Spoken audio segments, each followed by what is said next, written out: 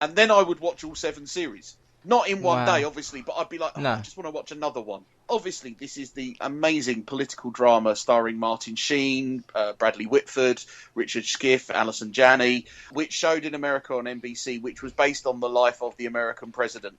Written by Aaron Sorkin and kind of kicked off by his work on a film called The American President, which a number of the cast... Indeed, a couple of the cast members are actually in it. And Aaron Sorkin is a prolific writer. I'm also a fan of his other work. I'd have to reference Sports Night, The Newsroom, and Studio 60 on the Sunset Strip. We wondered whether any of those would make the list, didn't we? I decided maybe that the Newsroom would be on there. And I think possibly the only reason the Newsroom didn't is because it did get cancelled at the end and did fall off a bit. But certainly the first 2 series of the Newsroom I thought were very, very strong. If you're a fan of sports, I'd recommend Sports Night because it's basically another very well-written show. They did that more as a sitcom, if I remember. The first series had a laughter track. It did have a laughter track, and it is more comedy. And certainly comedy is a big part of the West Wing but as the well. laugh track never fit in with it. I just found the laugh track to be off. Yeah, a lot of people did. You can turn it off, apparently, if you buy the box set, which a lot of people have done. If I was a good person and I had time to go back and find all of your conversations on the podcast, I think the West Wing always slides in there at some point. It's that drinking game moment, isn't it? Hey, drink up, fans. You immerse yourself in this show. It's not just a TV show, is it? Yeah. Well, they're out there. They must be drunk at the end of this. But, it'd be like every time you mention Dave Jarvu, Is there a reason, apart from the writing and the cast, is there a reason why for you it's always going to be top of the list? A lot of it is the writing and the cast, but I think as well, this is the first TV show that made me cry. And this might sound a bit, I want to say girly, but that's not the right phrase. A little bit soppy, but actually the warmth of the drama and the characters and how you get to know them and how they interact and the things that they say. And I think I've said it before that there's a scene in Series 3 that just gets me every time I see it. You have said it at least 3 times. Yeah, I've said it, so I won't say it again. The beauty is at the moment there is a fantastic... If you're a fan of The West Wing, I highly recommend that you download The West Wing podcast. It's called The West Wing Weekly. And it's by a fan of the show and also one of the stars of the show who played Josh. I think it's Molina, isn't it? It's Joshua Molina, who played Will Bailey and was also he was in Sports Night and The American President. That's right, and he's also now in Scandal quite a lot as well.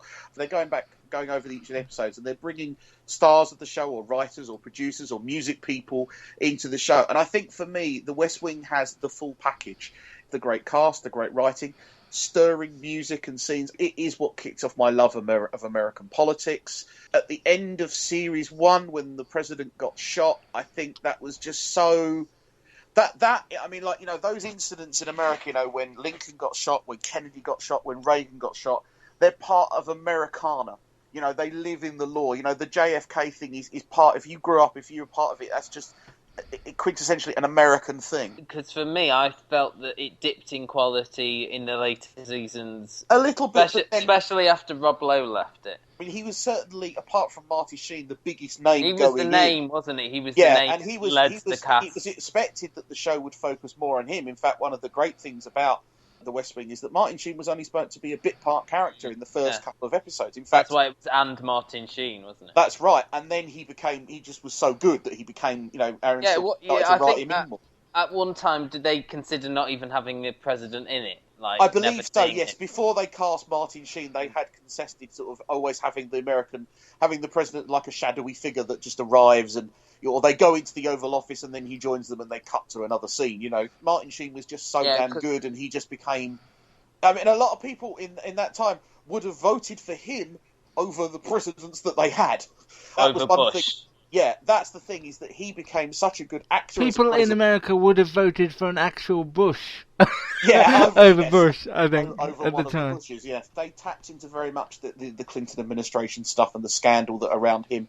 Clinton, obviously, with the affair, with the money problems and things like that. He was the first one where it really got in the media constantly, wasn't it? Absolutely, and the media changed as well. That was the first. That was around the launch of CNN. Alison Janney's character, CJ, who was the media officer, wasn't she?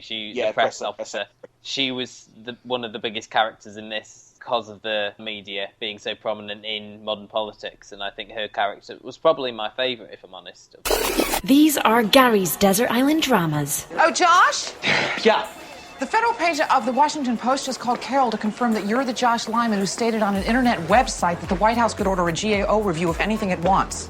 Without threatening the separation of powers, is what I was saying. You posted on a website? I was communicating with the people. Really?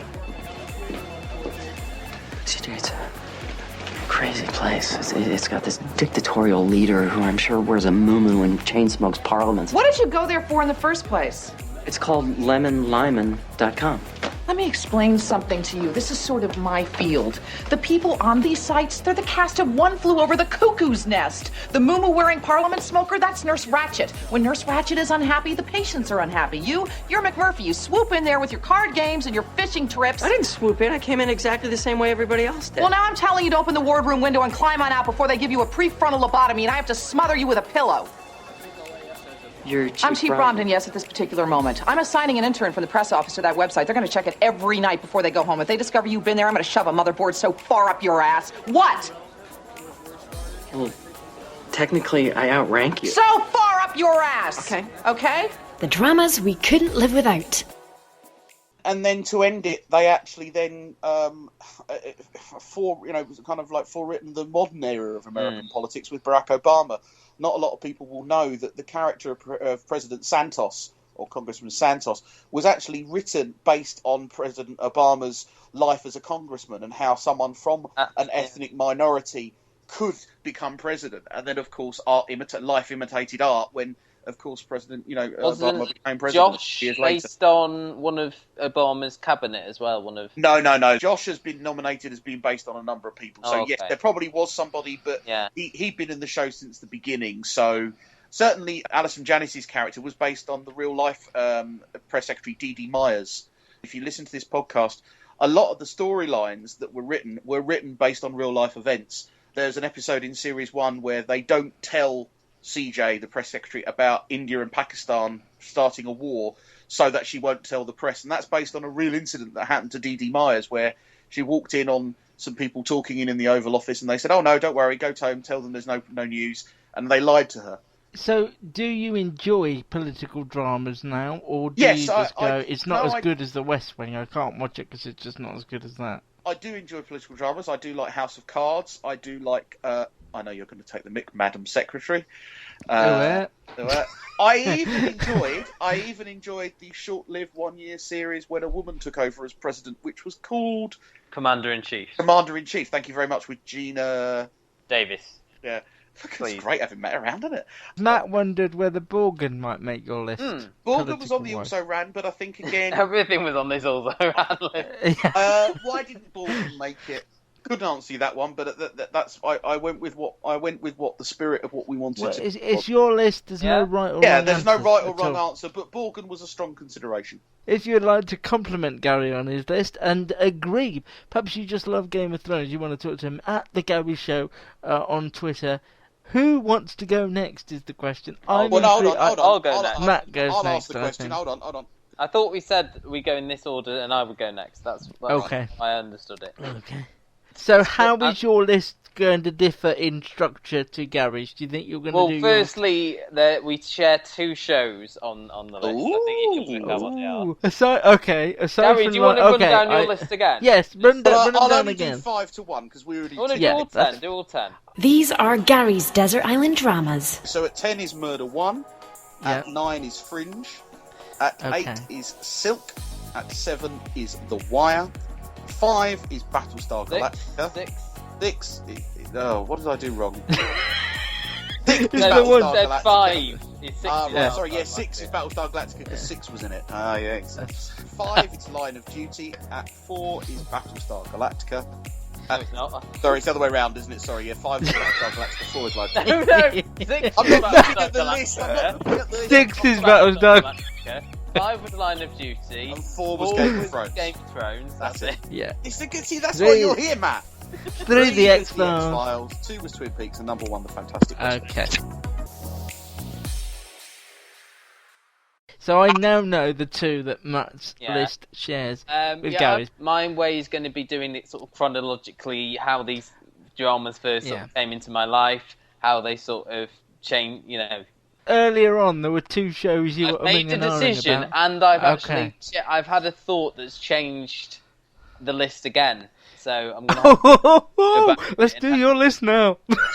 I'm going to go back to it and have a look, because what I'm doing with my list as well is I'm trying to make it as different as possible. So there are some shows on there that might, if it was based... Have you got an equivalent to Murder 1 in Gary's? Well, I don't think any of us have ever talked about it. I think so now, yes.